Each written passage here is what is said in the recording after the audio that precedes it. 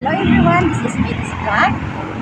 For today's video, nandito po tayo sa St. Vivian Plaza. Let's go guys!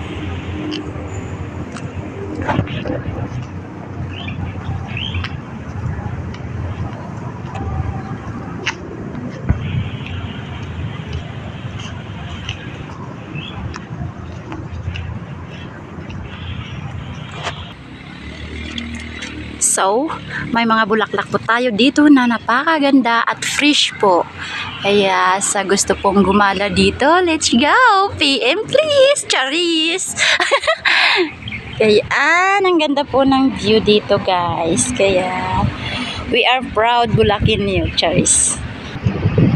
At dahil sa sinasabi nga na Sunday is a Sabbath day, now, mag-church muna tayo, pero bago po tayo pupunta sa church, maglakad-lakad muna tayo dito sa St. Vivian Plaza. So guys, happy Sunday everyone, and hope lahat po ay nakapagsimba.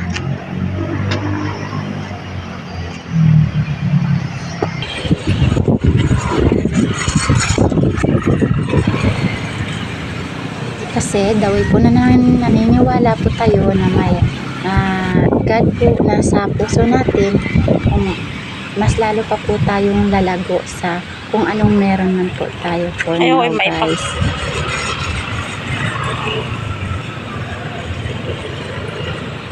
Kaya ang masasabi ko lang po, put God first before anything else.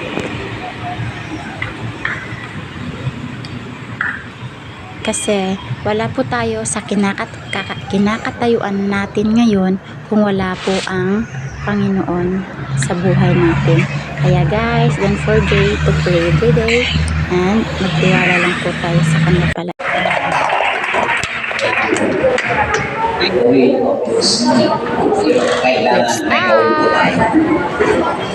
Hindi lang po amin, pero kailangan po may kasamang gawa.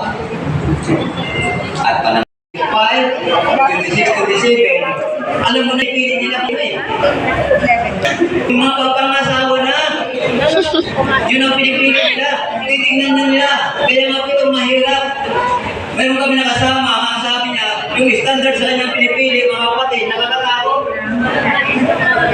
Hindi naman sa pagkano natin, siya naman wala niya sa standard. Hindi naman. Dahil nga natapos na po ang pagsisimba, it's kamayan time. So yan nga ang sasaya ng mga kapatid sa Panginoon, diba? Kung may Panginoon po tayo sa puso natin, kaya po natin ang mahalin ang lahat ng tao na kapaligid sa atin. So hanggang dito na lang tayo. Thank you for watching guys.